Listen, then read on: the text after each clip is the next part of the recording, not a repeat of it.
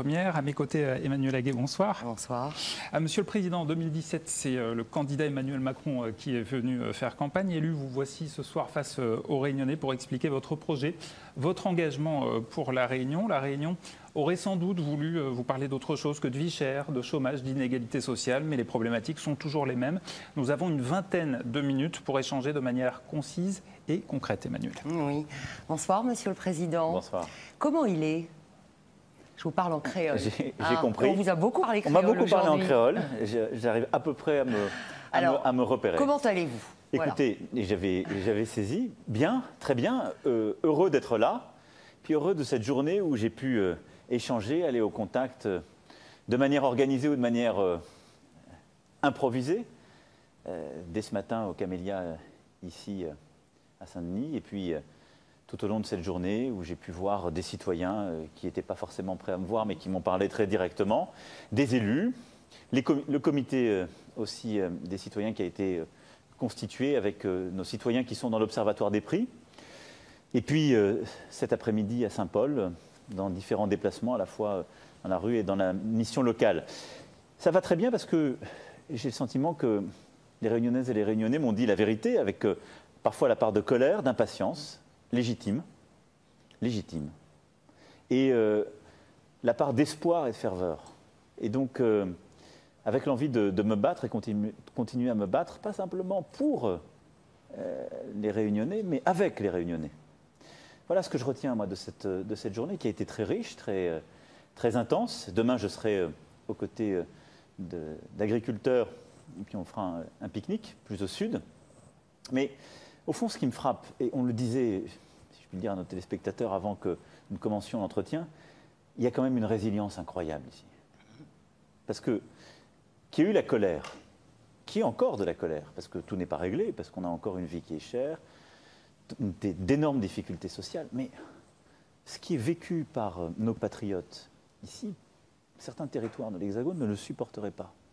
En termes en effet d'inégalité, il y a des gens qui réussissent très bien, et tant mieux, mais il y a une forte concentration de richesse. On a 40% de la population qui est sous le seuil de pauvreté. Ouais.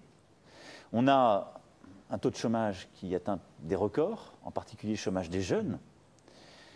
On a des tensions qu'on sent de plus en plus, quand même, qui se créent aussi, liées aux faits migratoires, liées au changement, aux bascules. Il faut le regarder en face. Et j'ai vu aussi les derniers votes. J'en ai parlé ce matin avec plusieurs maires. Donc on a un territoire qui est fracturé, mais qui est résilient. Résilient. Et ça m'a frappé chez beaucoup d'entre eux parce qu'il y a aussi une histoire qui est là.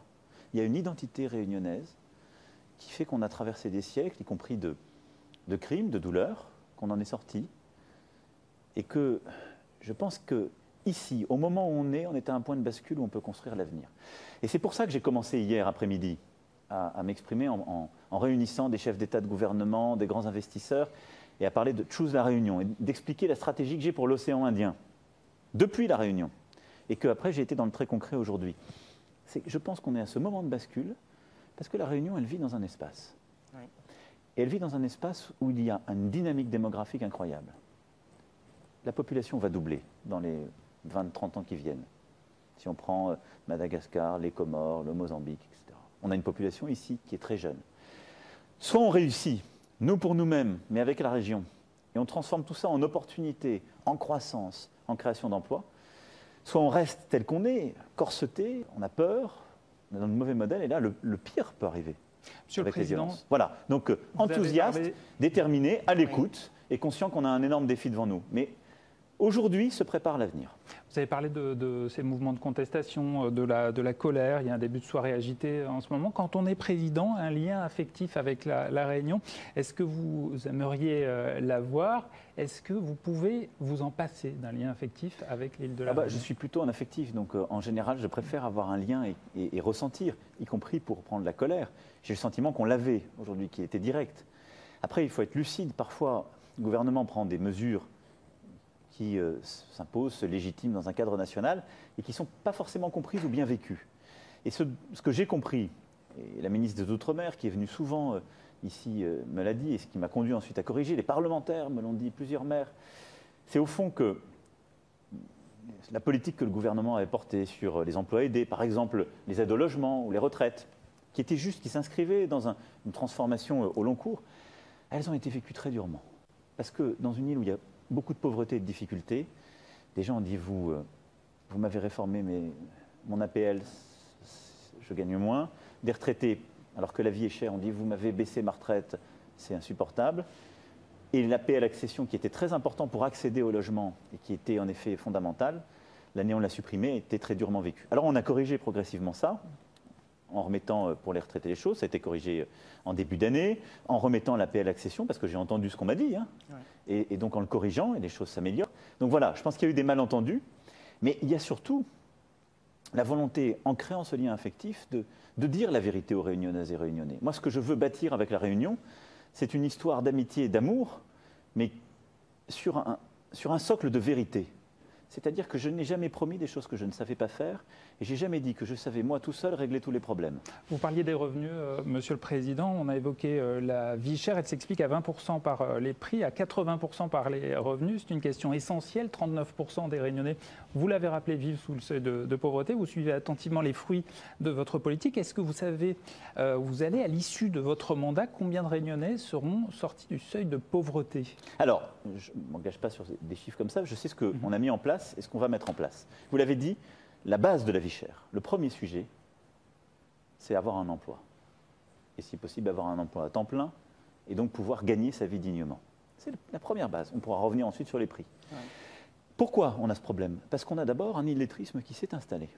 On a beaucoup de jeunes qui ne sont pas bien formés et pas assez bien formés parce qu'on a eu des difficultés commencées dès l'école. Ça passe par l'éducation, les CPA 12, vous l'avez rappelé régulièrement. Mais ça, c'est très important. Et donc cet investissement, il commence à porter ses fruits. On le mesure en classe de CE2. Je le rappelais, ces chiffres, pour moi, sont très importants et sont déjà... Ça fait que 2 ans qu'on est là. Mais on a le résultat. Les enfants qui sont rentrés en CEP à 12 élèves par classe, qui ont fait le CE1 à 12 élèves par classe, ils arrivent en CE2, ils savent beaucoup mieux lire, écrire, compter. Dans une classe de 30, il y en avait 25 il y a 3 ans qui ne savaient pas bien lire, écrire, compter. Sur les revenus, peut-être, M. Macron, on n'a pas beaucoup de temps. On doit parler de la vie chère. Bon, ça, c'est l'éducation. Ensuite, sur la partie travail et revenus, qu'est-ce qu'on fait? On investit massivement dans la formation. Et donc, c'est le plan d'investissement compétences, 250 millions. J'ai annoncé cet après-midi les emplois Réunion. Pour tous les jeunes et moins jeunes qui sont dans les quartiers politiques de la ville, donc les quartiers les plus en difficulté. Pour tous ceux qui sont en chômage de longue durée, ou qui sont en garantie jeune, qui sont SMA, qui sont donc chômeurs de longue durée dans des formations longues, toutes ces Réunionnaises et tous ces Réunionnais, non seulement il y aura 0 charge jusqu'à 2 SMIC pour l'employeur, mais l'État versera un chèque de 15 000 € à l'employeur pendant 3 ans sur un CDI et 7 500 € pour un CDD. Ces emplois Réunion, ça c'est un booster pour moi, pour non seulement à vous développer les formations comme je l'ai dit, mais vraiment créer de l'emploi partout dans les quartiers. Ça, c'est décisif. Si on n'arrive pas à créer de l'emploi dans les quartiers où il y a de la pauvreté, on ne sort pas les jeunes ou les moins jeunes de cette pauvreté. Ce sont ça les choix radicaux que vous évoquiez? Il faut faire des choix radicaux face à un tel chômage? Ça veut dire qu'il faut arrêter les critères. Il y a trop, je l'ai dit. Il faut aussi faire de la préférence régionale? Alors, il faut, investir sur les gens. Éduquer, former et inciter les entreprises à embaucher des jeunes ou moins jeunes qui viennent des quartiers les plus en difficulté. Aujourd'hui, trop souvent, quand un jeune vient du Chaudron ou Savannah ou autre, des Camélias où j'étais ce matin, on me l'a dit dans le Pôle emploi. L'employeur dit « Non, moi je ne prends pas, trop compliqué ». Ces jeunes, on les forme, ils ont envie de travailler. Moi j'en ai vu ce matin, formidable, qui était très motivé, et on vous accompagne pour embaucher. Deuxième pilier, c'est l'activité. C'est aider les employeurs à développer leur activité. J'ai pris la décision hier soir, ça a été voté cette nuit, que jusqu'à 2 SMIC, dans les secteurs qui sont les plus exposés, les plus stratégiques, l'agroalimentaire, l'industrie, le tourisme, le nautique, jusqu'à 2 SMIC, 0 charge pour l'employeur. Ça va permettre aussi là, de relancer l'activité et l'embauche. C'est un choix fort, en plus de la transformation de ce crédit d'impôt en baisse de charge de 6 points, qui a été fait il y a un peu plus d'1 an. Deuxième choix très fort pour l'activité, et ça vaut aussi d'ailleurs pour le secteur de la presse et plusieurs autres qui sont intensifs et qui sont appelés. Ensuite, vous l'avez dit, développer la production locale. Qu'il s'agisse de l'agriculture ou d'autres secteurs, on maintiendra les exonérations qui existent, mais on va investir, je serai demain avec nos agriculteurs pour leur dire et expliquer ce plan, mais investir pour produire davantage localement. Tout ça, c'est ce qui permet de créer des emplois. On va investir sur cette politique emploi-formation plus de 700 millions d'euros sur les 3 ans à venir. Ça, c'est un choix radical. J'y crois. 700 millions d'euros, entendons-nous bien, pour la Réunion. Pour la Réunion. Et donc, cet ensemble, la politique pour les plus petits, elle prendra quelques années, mais on prépare la jeunesse de demain. La formation, les emplois Réunion et le soutien à l'activité et les productions locales, c'est fondamental pour créer de l'activité, créer de l'emploi. On va essayer d'atteindre environ 70-75 000 demandeurs d'emploi au total avec cette stratégie. Donc on va voir après, ça dépend des employeurs, ça dépend du contexte, mais on met le maximum de moyens de notre côté. Et puis à côté de ça, quand vous créez de l'activité, Emmanuel Macron, vous baissez les prix. Pas beaucoup de temps. Oui. Malheureusement, la production locale, un thème fort de votre déplacement, vous l'avez dit, vous allez goûter nos produits, visiter une exploitation, mais à Noël, vous ne pourrez peut-être pas goûter nos litchis à Paris. À partir du 14 décembre, l'Europe va nous considérer comme pays étranger. Est-ce que vous pouvez vous engager ce soir à ce que les litchis, simplement, soient sur les étals Alors, à Noël? on va s'organiser, et ça c'est quelque chose qu'on a déjà vu avec à la fois les transporteurs, le mine de Rungis qui a un rôle très important pour aussi être la centrale de redistribution pour que, je vous le rassure, la production puisse accéder à ce marché hexagonal. Il y a deux solutions, c'est la réglementation européenne à revoir ou alors plus de contrôle, laquelle vous choisissez? Alors, je vais vous dire, c'est simple. Je m'engage à ce qu'on se batte pour revoir la réglementation. Comme je ne suis pas sûr de l'obtenir avant Noël, je vais faire ce qu'on doit faire, nous, pour y arriver sur les contrôles d'accompagnement. Donc plus de contrôle pour cette année, ensuite une... Exactement. Donc ça, c'est un point qu'on va faire et qu'on va porter pour qu'il y ait cet accès. C'est une annonce claire pour les producteurs. À Noël, en métropole. Mais ensuite, vous l'avez dit, il y a l'accès à des marchés, par exemple comme les producteurs de litchis qui veulent accéder au marché hexagonal au moment des fêtes. Mais il y a aussi, quand on parle de production locale, développer les circuits courts et développer ce que j'appellerais l'autonomie alimentaire pour les Réunionnaises et les Réunionnais. Et moi, dans la stratégie que je veux porter pour la Réunion, c'est de développer beaucoup plus l'agriculture, l'agroécologie, la pêche durable. On a des ressources formidables, un trésor de biodiversité auquel je crois profondément. Il faut le préserver. On peut à la fois nourrir la population, créer de l'emploi en le préservant, par des modèles beaucoup plus durables, qui, un, nous protégeront parfois de la prédation qui vient de l'extérieur, et deux, réduiront la dépendance de la Réunion aux imports. C'est ça qui crée la vie chère aussi. Et faire baisser les prix également, parce qu'aujourd'hui, c'est un peu le souci de la production locale qui est en concurrence avec des produits importés et qui est parfois plus cher. Alors, ça suppose, d'aider cette production en baissant ses charges, c'est ce que je vous ai annoncé, on a décidé, jusqu'à SMIC, d'avoir un accompagnement pour les aider, dans certains cas, à faire les bons investissements, ce qui permet de baisser le coût, et de les favoriser. Et donc, quand je parle de circuit court, ce qu'on veut faire avec les écoles, ce qu'on veut faire aussi avec les populations les plus démunies, c'est d'installer vraiment ce circuit court qui va donner des débouchés. Après, quand on dit c'est plus cher, il faut regarder où sont les marges. Ce n'est pas nos agriculteurs réunionnais qui font des grosses marges. Oui. Donc, eux, ils produisent... On va les aider à produire moins cher en baissant leurs cotisations. Mais c'est aussi qu'on a un système qui est mal organisé. Ce sont les intermédiaires. Et qu'il y a un manque de concurrence à certains niveaux de la chaîne. Donc c'est pour ça que moi je veux la transparence, je veux la clarté, je veux la concurrence. Et sur l'agroalimentaire, sur la distribution, sur l'import-export, on doit avoir la concurrence. Je sais l'inquiétude. Ce matin, les citoyens qui étaient ici à la préfecture, qui ont vraiment pendant plusieurs heures discuté avec les ministres, et j'ai passé une bonne heure avec eux, m'ont interrogé sur... les rachats entre groupes des groupes de distribution et qu'est-ce que vous allez faire? J'aurais dit, moi je ne peux pas l'interdire. Par contre, j'ai demandé à l'autorité de la concurrence de venir dès novembre enquêter très précisément. Si on voit que ce rapprochement est de nature à faire monter les prix, on demandera des mesures. Et il faut peut-être à la Réunion limiter en fonction du chiffre d'affaires la présence. Mais ce qui est clair, c'est quand on a des grands groupes qui se constituent, qui couvrent tout un secteur, qui parfois couvrent plusieurs secteurs, ça peut être très bien, ça peut créer des emplois. Mais si ça se fait au prix du coût de la vie, que ça fait monter artificiellement les prix, nous, on doit sanctionner. C'est l'autorité de la concurrence, elle sera là en novembre. Et donc, qu'est-ce qu'elle peut décider de faire? Soit d'obliger de vendre pour recréer de la concurrence, soit d'obliger de baisser les prix. À côté de ce qui est un peu le gendarme des prix... Vous allez être particulièrement attentif à ce dossier? Résolument, je viens de vous dire la date, c'est novembre, et il y aura derrière des mesures. Se déplacer, mais à côté de ce débat, c'est un point important parce que je sais que nos concitoyens sont attachés à ça, c'est la transparence. On a mis en place cet observatoire des prix où il y a des citoyens dévoués qui passent de leur temps et qui expliquent. On va élargir le panier de prix qui est suivi et on va mettre une plateforme en place où les citoyens pourront alerter en disant ce prix-là monte. Moi, entrepreneur, moi, particulier, je considère que là, c'est plus possible. Regardez le prix qui est monté. Et soit leur apporter des explications, soit aller corriger, envoyer le gendarme des prix, qui est la répression des fraudes, corriger cette situation. Se déplacer, M. Macron, ça coûte cher aussi à la Réunion. Sur la question de la continuité territoriale, vous aviez promis en campagne 200 000 billets aidés pour les ultramarins. Simplement, où est-ce qu'ils sont? Alors, on n'y est pas. Sur ce sujet, on n'est pas au rendez-vous. Et pourquoi? Parce que c'est un sujet qui est plus compliqué qu'il n'y paraît. Et qui suppose aussi de trouver les bonnes règles. Si demain, je dis, l'argent du contribuable, je le mets à payer des billets d'avion, ou à compenser le Donc coût les pour billets quelqu'un. aidés, clairement, ça n'est plus d'actualité. Non, ça pour peut l'être. Ce que je veux, c'est qu'on fasse baisser les prix et obtenir ce chiffre. Mais on a plusieurs leviers. Si on a des compagnies qui montent les prix artificiellement et que moi je compense, je mets l'argent du contribuable en l'air. Or, c'est la situation qu'on a vécue ces derniers mois.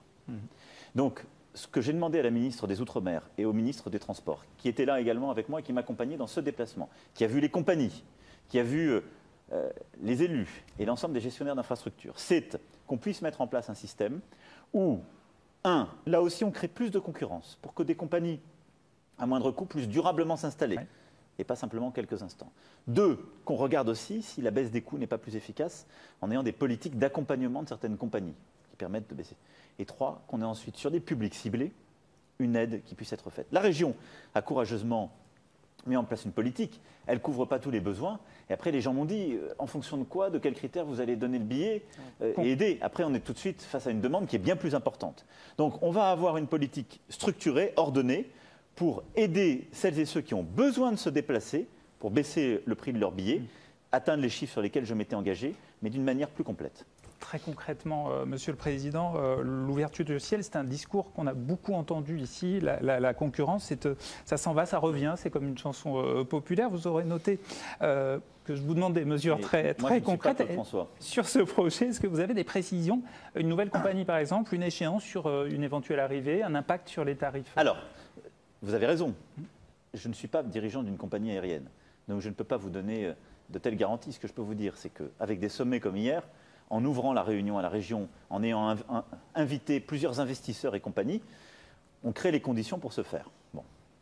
Au premier point, on va tout faire pour qu'il y en ait de nouvelles qui s'installent ou se réinstallent, pour qu'il y ait aussi des compagnies à bas coût. Je vous laisse l'apprécier. Je suis prudent parce que ça ne dépend pas de moi. Les compagnies à bas coût qui ont essayé la Réunion ont mis la clé sous la porte, oui, pour la plupart. Parce qu'elles ont cassé les prix et ce n'était pas soutenable. Ce qui vous montre que sur ce qu'on appelle des marchés de niche, où il n'y a pas forcément suffisamment de trafic, il y a un niveau de prix en dessous duquel vous n'êtes plus rentable. Ça peut être compliqué à comprendre quand nos concitoyens considèrent que le prix est toujours trop élevé. C'est pour ça que je leur dis, il y a 3 manières de vous faire baisser le prix de l'avion pour vous. 1, faire rentrer d'autres compagnies qui vendront moins cher le billet, ce qu'on va s'employer à faire. Mais vous avez raison, c'est toujours le risque qu'elles fassent faillite, qu'elles repartent. Mais on doit être mobilisé.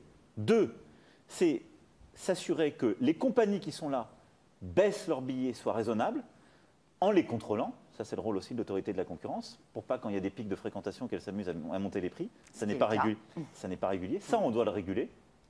Et le ministre s'en est saisi cet après-midi. Je lui ai demandé de surveiller ce point, mais aussi en ayant peut-être une politique qu'on est en train de regarder d'accompagnement de ces compagnies pour les aider à baisser le coût du billet pour certains publics. Et 3, c'est l'aide directe, que je n'exclus pas. Je dis simplement, ce n'est pas la panacée, mais c'est quelque chose qui peut venir, c'est une des 3 solutions, de faire comme la région fait pour certains publics qui sont plus en difficulté, qui ont besoin d'être accompagnés, qui ont besoin de se déplacer.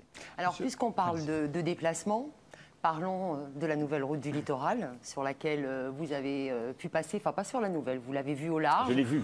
Nous l'attendons. Effectivement, pour l'instant, nous avons une très belle moitié de route. Nous ne savons pas quand est-ce qu'elle sera terminée. C'est un énorme chantier, un gros budget, 800 millions d'euros de l'État. Qu'est-ce que vous en pensez de ce dossier? Je vous ai entendu dire aussi, finalement, nous avons une responsabilité collective aujourd'hui. Quand je dis collectif, c'est vraiment collectif. C'est un dossier où l'État, vous le dites, a beaucoup investi. À juste titre, parce que c'est une question de mobilité, c'est aussi une question de sécurité, parce qu'on le sait, un seul accident sur la route actuelle, tout est bouché, on peut avoir des éboulements. Bon. Donc la situation n'est pas tenable. On se retrouve quand même dans une situation où cet axe principal, selon le temps, peut être fermé par le préfet quand il y a des risques. Donc ce n'est pas tenable. Il y a eu un gros investissement de l'État, la région a pris ses responsabilités. Il y a plusieurs années en demandant la compétence, et elle est en charge. Puis elle a pris un consortium qui a développé le projet, avec des vraies avancées. Aujourd'hui, soyons clairs, quelle est la difficulté? Le consortium, il doit prendre dans des carrières ici les matériaux dont il a besoin, parce que sinon, retour à la case départ et à ce qu'on se disait, s'il doit importer les matériaux, 1, c'est fou d'un point de vue environnemental et irresponsable, 2, ça sera infiniment plus cher, on va faire exploser les prix, 3, on ne sait même pas si c'est possible. Qu'est-ce qui s'est passé entre-temps? Il y a des protestations, les gens ne veulent plus de la carrière. Donc c'est ça le débat public, parfois il est contradictoire. Les Réunionnais qui veulent la route la nouvelle route, et il y a aussi des Réunionnais qui ne veulent pas la carrière. Vous parlez du prix, monsieur le Et donc, Président. sur ce sujet, quelle est la solution? Là, il faut que tout le monde se calme. Le groupement doit être au rendez-vous de ses responsabilités. Il y a des grands groupes derrière qui doivent être là. Moi, je compte sur eux. Il y a un engagement. Tout le monde s'est mis autour de la table. Le préfet, il y a quelques jours, a remis tout le monde autour de la table en se donnant des délais, un engagement. Il faut regarder les autres solutions d'extraction des matériaux pour qu'on puisse prendre les matériaux pour faire cette route et finir le chantier. Et si à la fin, la facture s'annonce trop élevée, plus élevée que prévu, en tout cas, est-ce que l'État sera aux côtés de la Réunion pour régler la note? L'État sera aux côtés de la Réunion, mais pour régler la note, comme il l'a été depuis le début, hein, au-delà des engagements initiaux. Mais je ne suis pas pour déresponsabiliser les gens. Autant je suis prêt à mettre de l'argent public de l'État quand il faut accompagner des jeunes qui sont nés dans une situation difficile, les éduquer, les former, booster l'emploi, autant là, il faut que tout le monde prenne ses responsabilités. Il y a aussi eu des engagements qui sont pris. Il y a un consortium qui a pris des engagements. Donc, à la fin, on regardera ce qu'il faut faire et on prendra nos responsabilités. On ne laissera personne dans l'impasse. Mais je ne veux pas dire tout de suite que c'est forcément l'État qui paiera l'addition. L'État, c'est vous, nous tous. Hein. Vous avez parlé d'environnement. Revenons-en à cette NRL. C'est encore le tout-voiture qui est privilégié. Ça ne vient pas en contradiction avec l'avenir, avec ce qui se passe aujourd'hui, avec toutes ces considérations écologiques importantes où on demande à chaque citoyen, en plus de réduire son empreinte carbone. Vous avez raison. Néanmoins, même si on sort du tout-voiture particulière, individuelle, ce qui est le défi qu'on doit avoir, on aura toujours besoin de grands axes et on aura toujours besoin de voies de contournement. Donc je pense que la finalité reste utile. Après, la question, c'est comment on favorise beaucoup plus le transport collectif propre. Plusieurs projets, ici à Saint-Denis, plusieurs projets de transport collectif sont en marche. Nous, ce qu'on veut véritablement favoriser, c'est le développement de la mobilité collective, du transport collectif, et de favoriser les solutions électriques et hydrogène. L'hydrogène marche très bien sur le transport collectif, on est en train de le développer. Et là, il y a des filières formidables à créer, qui plus est dans une île qui est très compétitive en termes de coût de l'énergie. Quand je regarde, même par rapport à l'Hexagone et par rapport à toute la région, c'est une des forces pour les particuliers comme pour les entreprises. Et il faut en tirer profit. Donc, on ne peut pas passer du jour au lendemain d'un modèle à l'autre. Et c'est parfois l'erreur que moi-même j'ai faite en disant, ce que je disais sur les emplois aidés, on veut aller trop vite, on va dire aux gens, changez tout de suite. Non, on ne peut pas dire à des gens qui ont leur voiture individuelle, qui en ont besoin pour aller travailler, allez, on supprime tout, vous allez vous en transport collectif. J'avais un jeune tout à l'heure qui me disait, je veux être apprenti boulanger. Les transports collectifs, ça ne commence pas au bon horaire. Il a besoin d'une voiture et qu'on l'aide à acheter sa voiture. Vous voyez, donc il faut faire aussi du sur-mesure, mais vous avez raison, il faut être logique.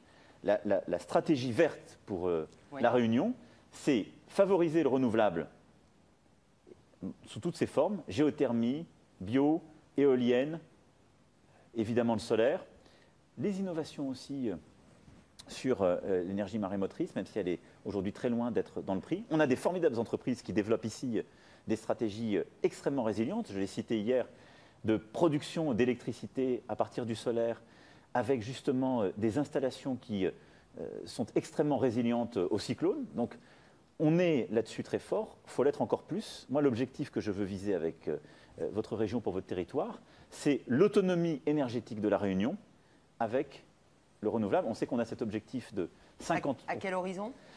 Je me suis toujours de ces horizons. Moi, j'ai dit que 2030 me paraissait atteignable. Je crois qu'il l'est.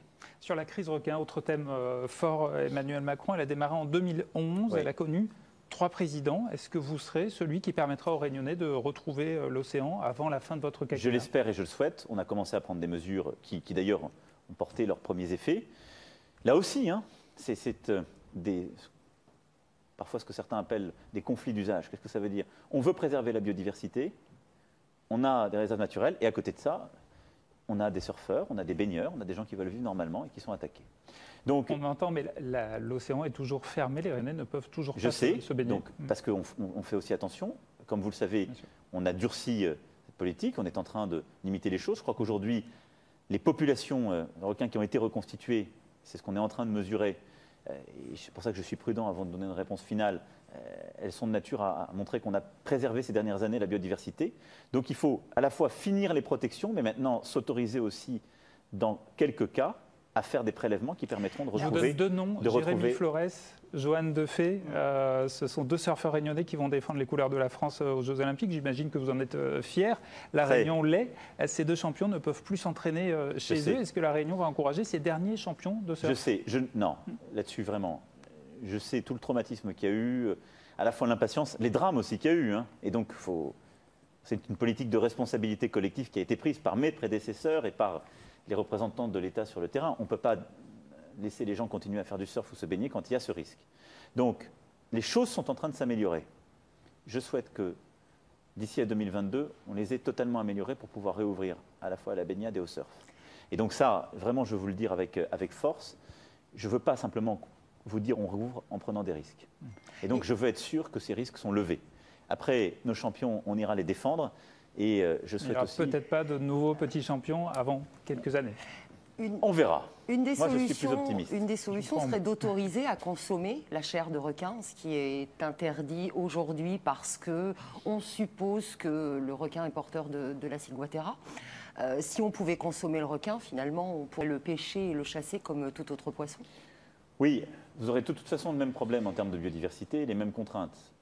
Les prélèvements n'ont pas forcément besoin d'être des prélèvements à finalité alimentaire. Il passerait mieux au niveau de l'opinion.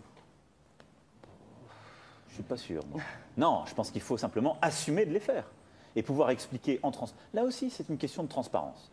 Il faut qu'on puisse dire en transparence, les espèces sont protégées aux bons endroits, il n'y a pas de risque pour la biodiversité, mais dans les endroits qu'on souhaite sécuriser pour d'autres usages, la baignade, la pêche d'ailleurs d'autres espèces ou le surf, là, on peut les prélever, on protège.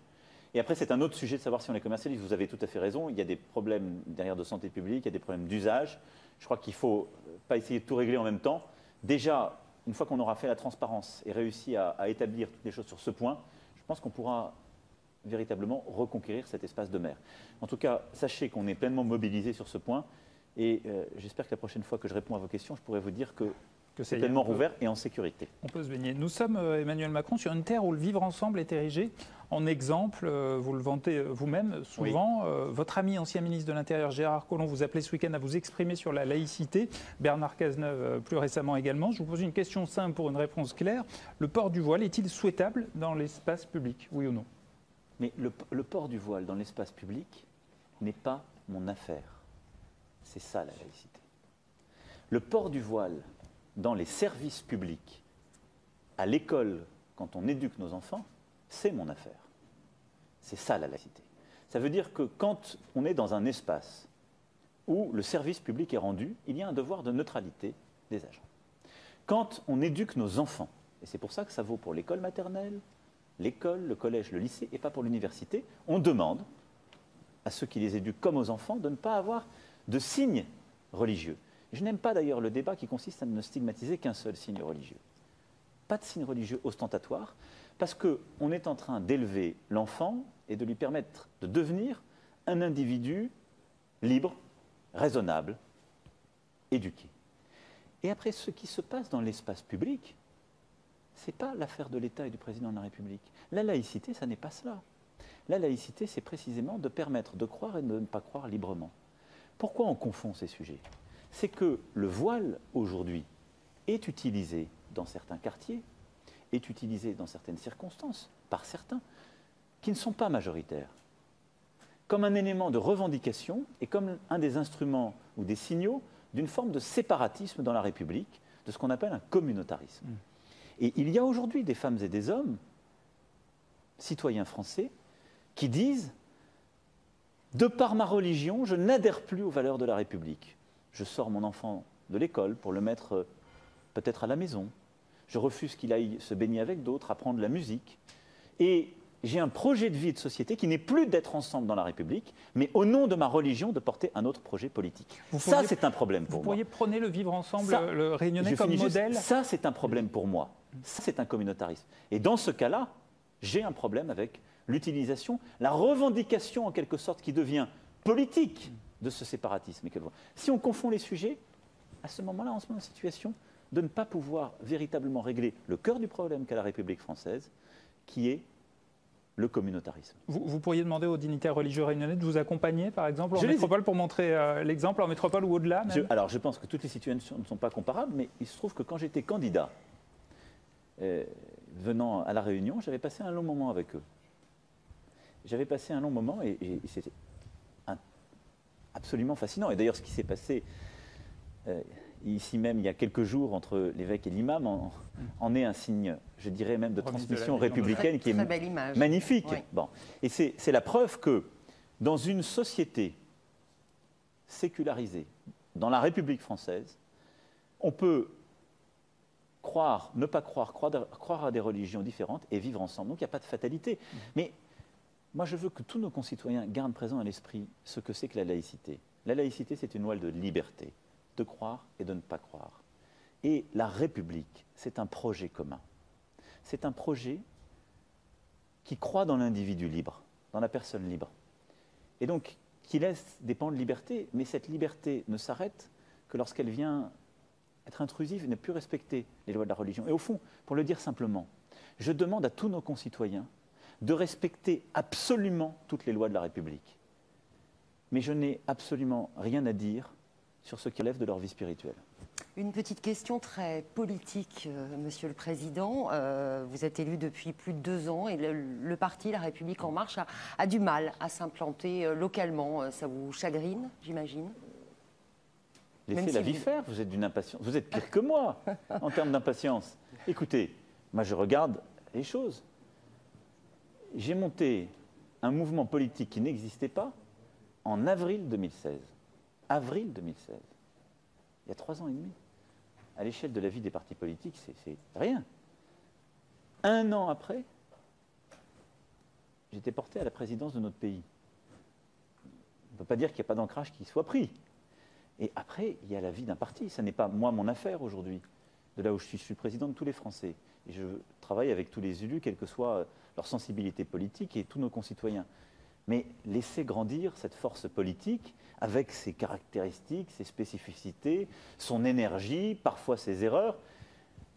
Il faut avoir un peu de patience, un peu d'indulgence, et c'est normal. C'est normal.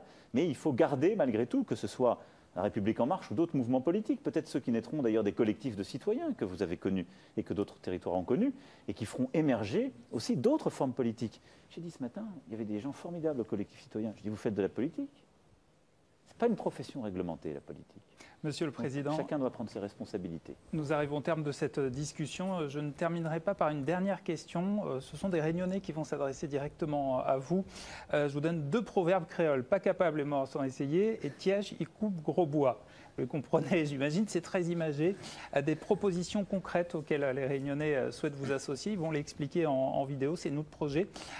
Vous avez la possibilité de les étudier, les encourager, les accompagner. Nous nous engagerons, nous, de notre côté, à les suivre. Merci beaucoup. Merci à vous, donc vous allez me les donner. Je vais vous les donner parfait. plus tard. Merci beaucoup, non, Monsieur merci le Président. À vous. Vous poursuivez votre visite demain donc, sur la production locale avec la visite d'une exploitation agricole et puis ce grand pique-nique à Grand-Anse fait à partir de produits locaux.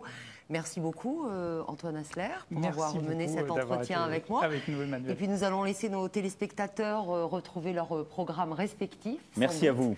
Merci en tout cas, merci pour votre accueil et merci à toutes les Réunionnaises et les Réunionnais pour leur accueil. Je serai là et dans la durée. Parce que parfois, on pense que le président arrive et qu'il repart et puis que ce sont des mots. Moi, je crois à l'enthousiasme, à la ferveur, au contact. Je crois à la durée. Donc je viendrai en répondre aussi moi-même. Mais j'ai besoin de votre engagement à toutes et tous. Et on va tout essayer. Parce qu'on ne se laissera pas faire. Merci. Donc on continue. Monsieur le Président. Encore. Merci à vous. Merci beaucoup. Merci.